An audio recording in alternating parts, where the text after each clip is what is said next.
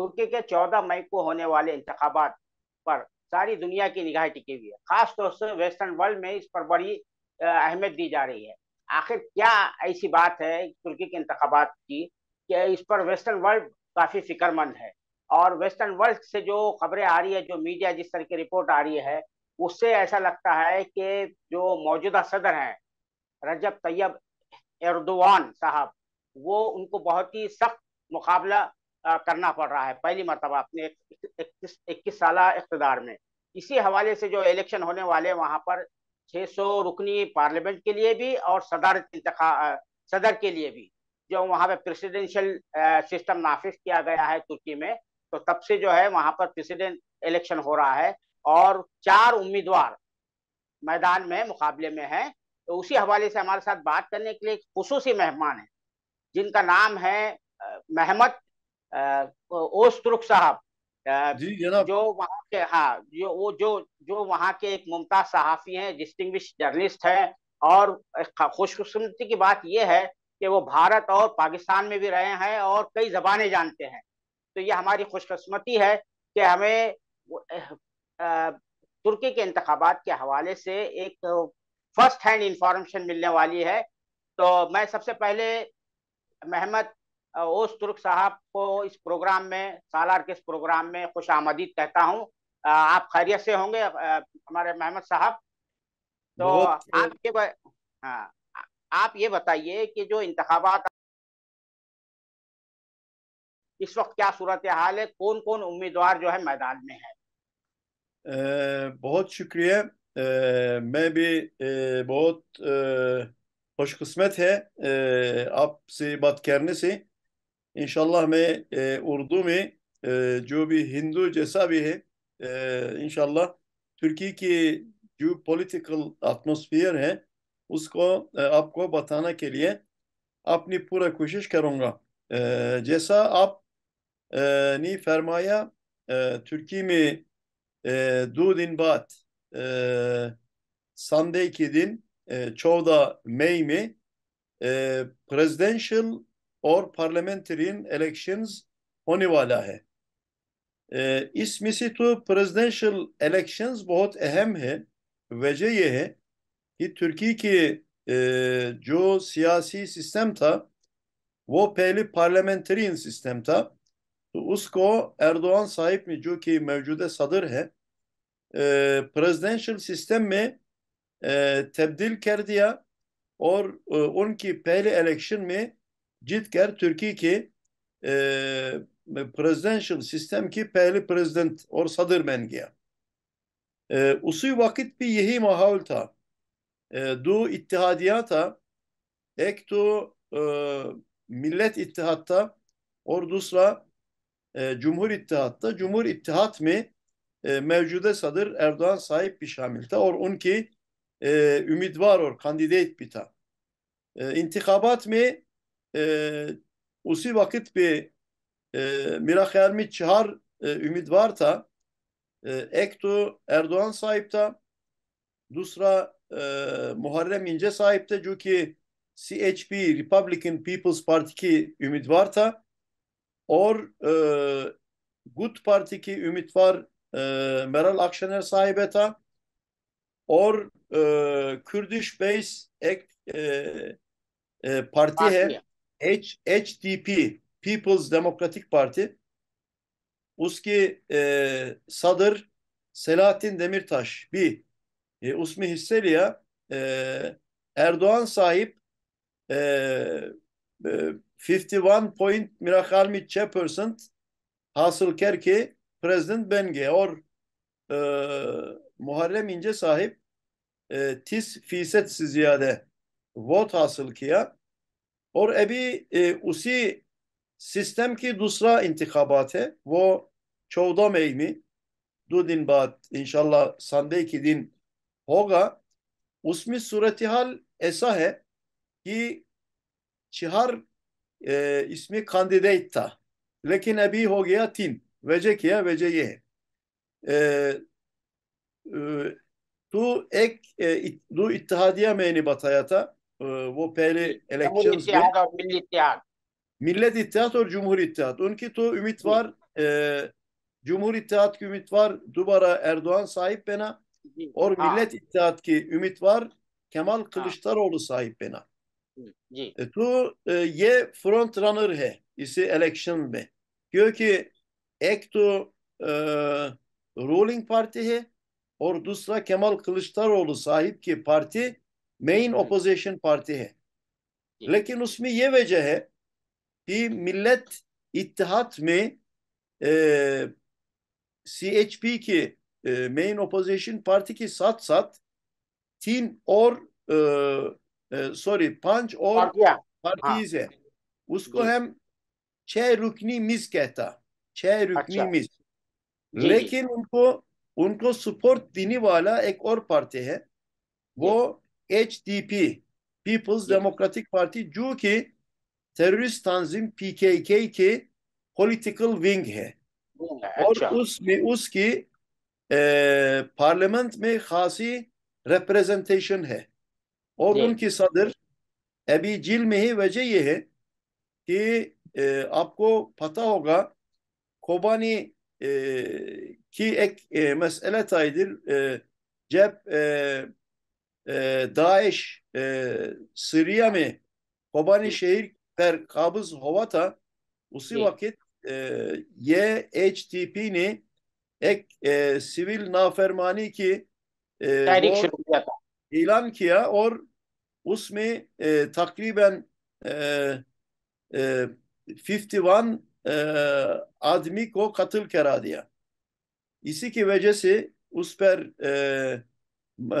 वो मुकदमे जारी हो इसी मुकदमे की राबता से वो अभी जेल में है अच्छा ये एक छह रुकनी मिस की जायद एक हिजब ये है और जी वो भी केमाल कलिचदारोğlu साहिब को जब उसने अपने उम्मीदवारी को ऐलान कर दिया वो भी इसकी सपोर्ट अपनी सपोर्ट डाला है तो जी अभी ये कहा कि चार उम्मीदवार एक एर्दोğan साहिब एक केमाल कलिचदारोğlu साहिब और एक मुहर्रम इंce साहिब जो कि 2018 की इंतखाबात में CHP की प्रेसिडेंशियल कैंडिडेट था लेकिन जी जी बाद में उनकी जो रवैया CHP से वो नहीं मिला और वो CHP की सदर बनने के लिए भी कोशिश किया उसमें भी नाकाम बना फिर उसके बाद इसको अलहदे करा दिया जी CHP जी से और वो जी अपनी हिजब बना दिया और जी उनकी हिजब मेमलेकेट पार्टी तुर्की में और इंग्लिश में होमलैंड पार्टी जी और जी वो भी कैंडिडेट था जी कैलटेक जी कैलटेक वो भी कैंडिडेट है लेकिन कैल उनकी एक ए, ए, उसको हम कैसा कहते हैं डीप फेक सेक्स कासेट अच्छा अच्छा अच्छा वो नशर हो ओ गया सोशल अच्छा मीडिया में वो हाँ हम्म, अपने कैंडिडेसी खत्म करा दिया और हम्म, अभी तीन रहा और अच्छा वो दूसरा जो कैंडिडेट है वो जफर पार्टी है नेशनलिस्ट जी बेस्ड हाँ पार्टी है उनकी जी कैंडिडेट सिनान ओवान हाँ सिनान सिनान ओला ओवान है हाँ हाँ और अभी इंतखाबात ये तीनों के दरमियान दो अच्छा इत्तेहादिया जमहूर जी इत्तेहाद मिल्लत इत्तेहाद और सिनान ओवान जो कि जफर जी पार्टी की उम्मीदवार है इन तीनों के दरमियान होगा लेकिन जैसा बताया हाँ फ्रंट रनर दो है जी मौजूदा सदर एर्दोğan साहिब और जी मेन ओपोजिशन पार्टी के लीडर और मिल्लत इत्तेहाद के उम्मीदवार केमाल कलिचदारोğlu साहिब इस इंतखाबात में लड़ेंगे अच्छा सर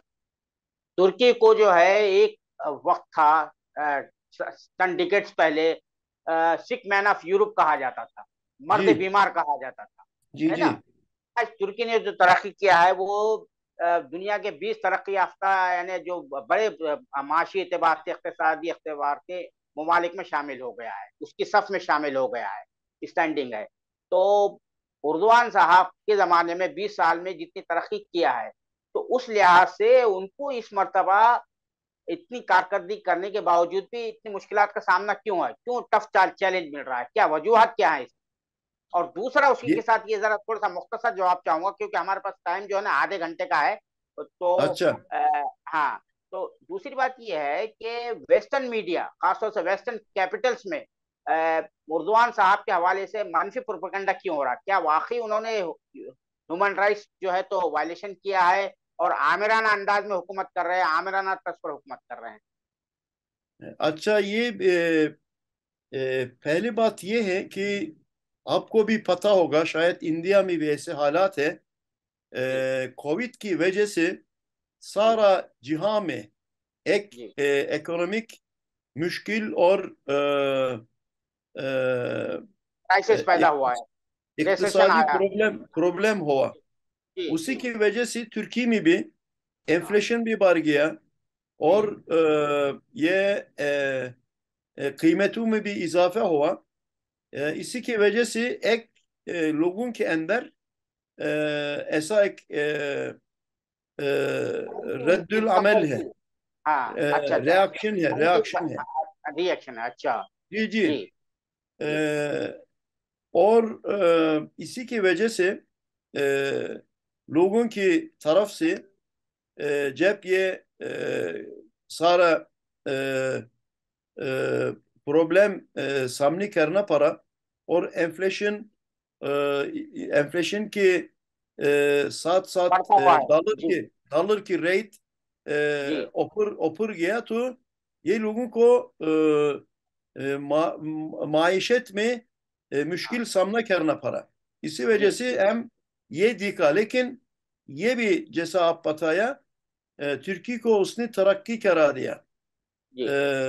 तुर्की की जो मीशत पर है, इख्तिसादियत है, इकनॉमी, हाँ। हाँ, पर पर्सन जो जीडीपी था, वो दो पर हजार कैपिटा डॉलर इनकम। से जी जी। 8-10 हजार डॉलर तक पहुंचा, और हाँ हालात अच्छा हो गया। ये हाँ।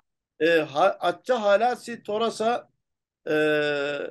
खराब होना है, जी मेरा नज़र में।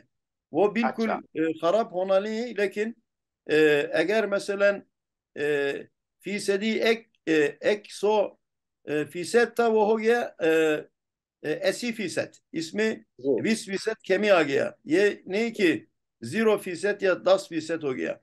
यही मुश्किल है, और उसको खत्म कर रहा था जी एर्दोगन साहब, जी। क्योंकि वो तकरीबन 20 साल से पावर इकतदार में में, है। हाँ पावर में है। जी लेकिन ये जलजले जब आया, और जी ये बहुत एक बड़ा जलजला था, उसको जी भी जी। बहुत बड़ा मुश्किलात सामना करना पड़ा। करना पड़ा। जी लेकिन वो एर्दोगन साहिब और उनकी जो मिनिस्टर्स है, वो बहुत कोशिश किया, दिन रात कोशिश किया, और अभी जो जलजले से मुतासर होने वाला लोगों को गैर बिनाना और उनकी जो जितना ज़रूरियात हो, इसको पूरा करने के लिए पूरा कोशिश करता है। तो हम ये दिखा, और पब्लिक पोल्स में भी ये आया कि 1 साल पहले, 1.5 साल पहले, उनकी जो वोट था वो 35% तक गिर गया जी। था। लेकिन ये आखिरी 5-6 महीने में उसको काफी इजाफा आया। और अच्छा, ग्राफ अभी, बढ़ने लगा। जी जी जी, जी। ये अभी भी उनकी खासी हामी है। और जो हाँ, मकबूलियत है। जी जी, मकबूलियत है। और अभी ये दिखा जाता कि पब्लिक पोल्स भी, एक से ज्यादा पब्लिक पोल्स की जी नताइज भी आ रहे हैं। तो ये एक नाइफ एज कॉन्टेस्ट होगा। जी अगर जी एर्दोगन साहिब को जीतना हो, तो हमें सरप्राइज नहीं होगा। और कलिचदारोग्लू साहिब अगर जीती, तो ये भी सरप्राइज नहीं होगा। इसकी वजह ये है, कल मैं ये बताया कि मुहर्रम इंजे, जो कि जी 2018 में जी। उम्मीदवार था, वो हाँ, अपनी उम्मीदवारी से दस्तबरदार हो गया, विड्रॉ कर दस्तबरदार लिया। हो गया। इनकी हाँ शायद फायदे केमाल कलिचदारोग्लू साहिब को भी होगा, लेकिन एक सेक्स खसत की जरिए से इसको जी बरतरफ करना लोगों पर अच्छा नहीं लगेगा। तो इसी जी वजह से शायद उनकी जो हामी और तरफदार है वो एर्दोआन साहिब को भी बहुत दे सकता, लेकिन at the end of the day ये कहना चाहिए कि ये एक नाइफ एज कॉन्टेस्ट होगा। Election contest. जी जी जी। और वेस्ट हाँ के बारे में बात यह है कि तुर्की जो दौलत ओस्मानी के ज़माने में इन जी सब से मुकाबले कर रहा था और जी इस्लाम के अलम बरदार था। और जी इनके मसलन ग्रीस हो या दूसरा हो, इनमें से जी बहुत अच्छा तरह अपने जो लोगों है खुद उसको मुख्तारी हिमायत थी। भी हाँ करता था। जी जी अभी उनको ये चाहिए, उनकी निगाहों में एक ऐसा तुर्की चाहिए उसको सुन कर उनको उन पर इताअत करे। अगर ऐसा अच्छा एक तुर्की हो तो कोई मुश्किल नहीं, लेकिन एर्दोआन ने क्या किया, एर्दोआन जी ने तुर्की कौम को अपने पाँव पर खड़ा कर दिया और जी कुछ सेक्टर्स में तुर्की को आगे बढ़ा दिया। जी तो और उनकी कहने पर काम नहीं करता। वो कहता कि भाई अगर कोई गेम है तो मैं भी गेम खेलता हूँ और इसके फैसलों में मुझे शरीक होना चाहिए, अकेला आपको नहीं होना चाहिए। तो इसी वजह से वो ये मगरबी ममालिक, खास तौर पर चार मुल्क, चार, यूनाइटेड चार अच्छा। स्टेट, यूनाइटेड किंगडम, या जर्मनी एंड हाँ फ्रांस, इसी जी इंतखाबात को हराने की एक एर्दोआन साहिब को हराने की एक इंस्ट्रूमेंट बनाना चाहता है। तो जी इसी वजह से कुल्लम कुला, कुल्लम जी कुला, द इकोनॉमिस्ट, दर शिपीगल, तागे या शिपीगल, जी लिबरेशन, जितना वाशिंगटन पोस्ट, वॉल जी स्ट्रीट जर्नल, जितना भी जी वो अहम मीडिया है गर्ब में, वो जी एर्दोआन साहिब के खिलाफ काम करता था कि वो इंतखाबात में हार जाए और उनकी बात पर काम करने वाला एक तुर्की में इख्तियार आ जाए और सदर आ जाए। तो ये लेकिन कहा ये जा रहा है कि जो मनफी प्रोपेगेंडा हो रहा है, नेगेटिव प्रोपेगेंडा हो रहा है, अब इस बात में कहां तक सच्चाई है कि ये डिक्टेटोरियल एटीट्यूड है, उन्होंने इख्तिदार अपने हाथ में लिया है, पर्सनलाइज किया है।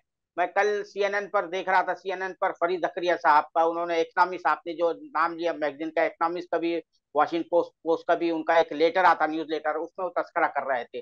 तो आपने तो बता दिया कि ये जो उन्होंने अपने आप को एक मुस्तहकम और मजबूत मुल्क के तौर पर पेश किया है एर्दोआन साहब ने, बिल्कुल तो यही बात बिल्कुल। जो है तो परेशान कर रही है ये वेस्टर्न कैपिटल्स को, यही कहना चाह रहे। तो क्या ये अगर मनफी, हाँ, मनफी अगर प्रोपेगंडे से, हाँ जी जी जी, जी, फरमाए फरमाए फरमाए। हाँ मैं ये पूछ रहा हूँ कि मनफी प्रोपेगंडे से क्या एर्दोआन साहब की मकबूलियत में इजाफा हो रहा है? ये तो हमारा तो तुर्की में अगर बाहर से कोई इंटरफेरेंस हो तो उनकी रिवर्स इफेक्ट होगा जी जरूर। क्योंकि वो ये कहता कि भाई ये मगरबी मुल्क जो है हमारे हक में वो बातें नहीं करता। अगर एर्दोआन साहिब के खिलाफ ये बातें करता है तो एर्दोआन साहिब अच्छा रास्ता पर चलता है। तो ऐसा लोगों की मनफी असरात होता। वो ये नहीं कहता कि भाई देर शिपीगल, द इकोनॉमिस्ट या वॉल स्ट्रीट जर्नल ऐसा कहा है तो ये सच है। अ, और हम ये भी कहना चाहिए हमें, अगर कोई डिक्टेटरशिप है तुर्की में तो वो सद्दाम की इंतखाबात जैसा एक, या मिस्र की इंतखाबात जैसा एक इंतखाबात होना चाहिए। जी ऐसा नहीं है 90 हाँ 90%, 95%। तो इधर लाइफ एज एक, उनकी पहली इंतखाबात में भी ऐसा था कि 51%, तो ये नाइफ एज है।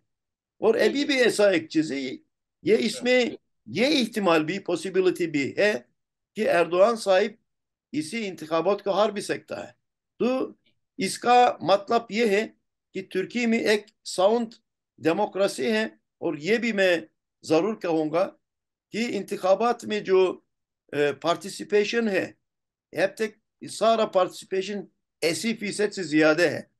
और तुर्की में जितना मीडिया है, वो रिटन मीडिया और विजुअल मीडिया, उनके खिलाफ भी बात करता, उनको बुरा भला भी कहता। तो ये कैसा डिक्टेटरशिप है, कैसी कोई डिक्टेटरशिप में उनके खिलाफ बात कर सकते हैं, उनकी खिलाफ बुरा भला बात कर सकते हैं, लेकिन यही वो बात को भी तस्लीम करना चाहिए कि ये भी आदम ही है और ये भी खता कर सकते हैं, लेकिन उसकी तकरीबन 50% वोट हासिल आप है। बोलिए।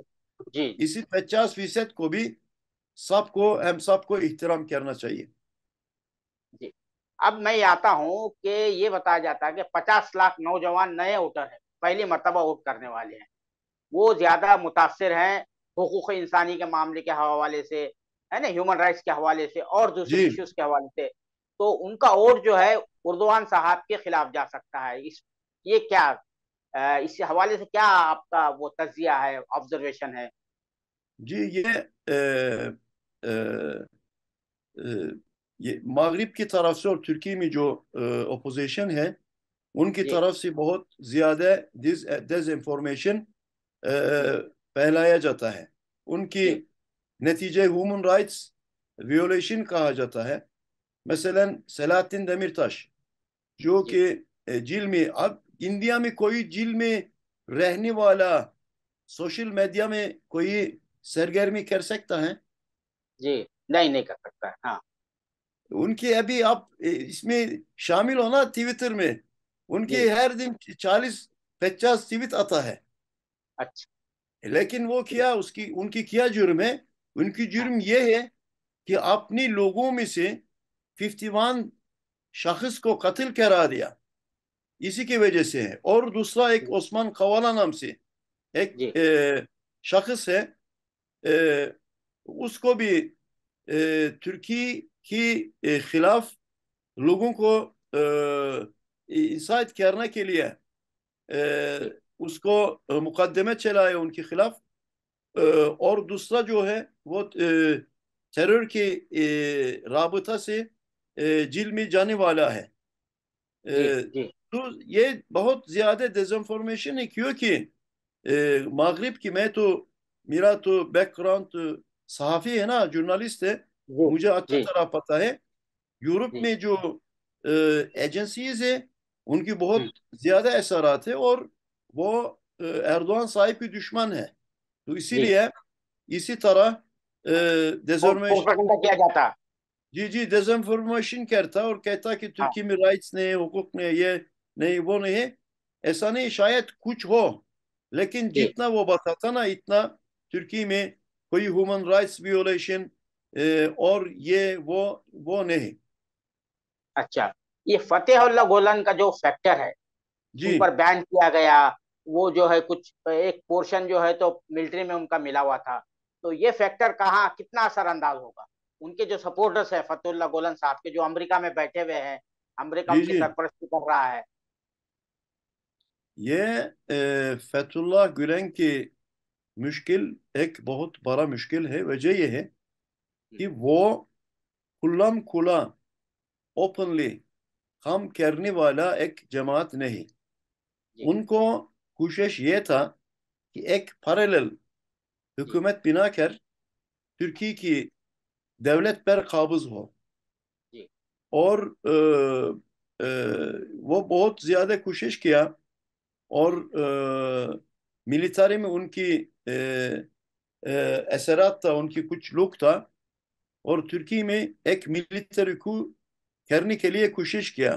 यूनाइटेड स्टेट्स और मगरबी जो उनके हामी है उनसे सपोर्ट लेकर, नेटो से सपोर्ट लेकर, लेकिन वो नाकाम हो गया।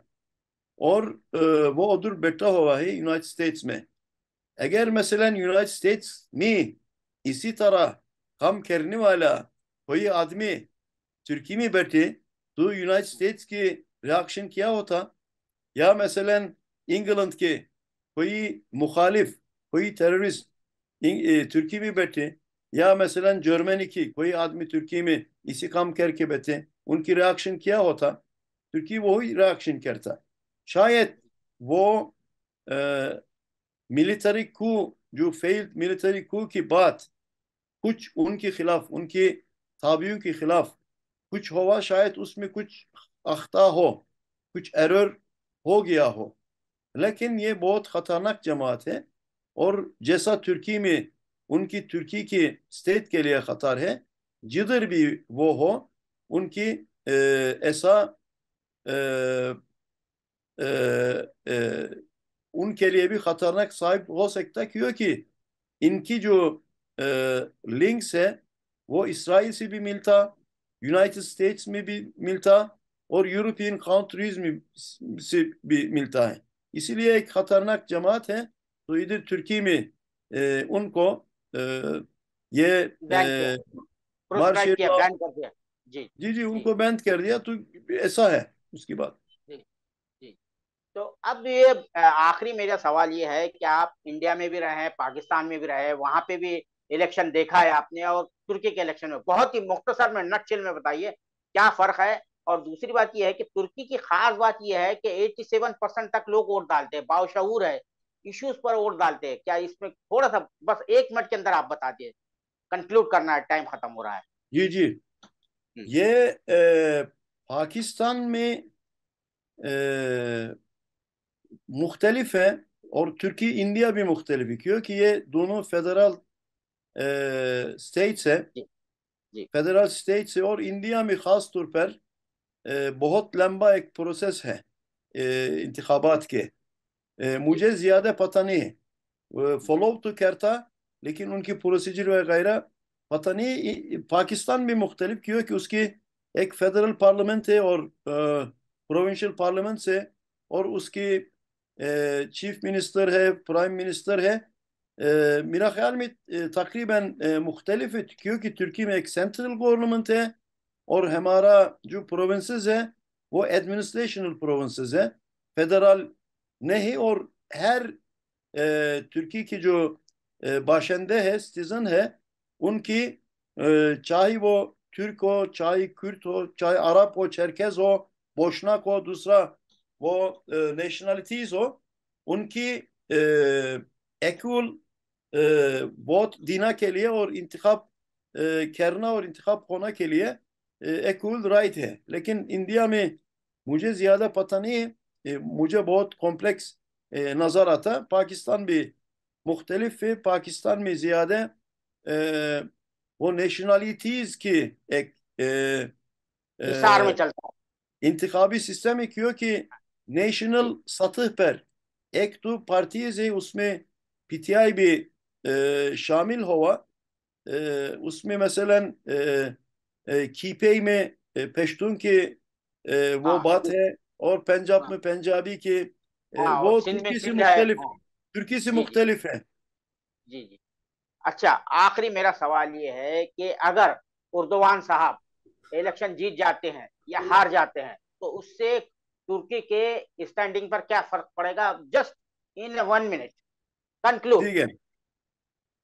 उसमें अगर जीतेगा तो तुर्की की जो 20 साल से एक निज़ाम है वो मजबूत हो जाएगा। उनकी इंटरनेशनल रिलेशंस में कुव्वत आ जाएगा। लेकिन अगर हार जाए तो मेरा ये अंदेशा है कि क्योंकि ये नया है और इनकी कोई हुकूमत करने के तजुर्बे भी नहीं, तुर्की की जो प्रायोरिटीज है वो बहुत अंदाजे में चेंज हो जाएगा। बहुत बहुत शुक्रिया मेहमद उस्तुक साहब, आपने तुर्की के सियासत के हवाले से, इंतखाबात के हवाले से बहुत अच्छी अच्छी बातें बताई, और ये बताया कि मगरबी ममालिक जो है उर्दवान के खिलाफ क्यों है, क्या वजह है। और फतेहुल्लाह गुलन के बारे में भी आपने बताया कि ये खतरनाक तहरीक है, और इसके डांडे जो तो इसराइल से और यहूदियों से जाकर मिले हुए हैं। और जो मगरबी मीडिया से जो खबरें आ रही है उसमें डिस इंफॉर्मेशन ज्यादा है। बहुत बहुत शुक्रिया हमसे बात करने के लिए। थैंक यू वेरी मच बहुत सर। बहुत शुक्रिया जनाब, ये होस्ट करने के लिए मुझको।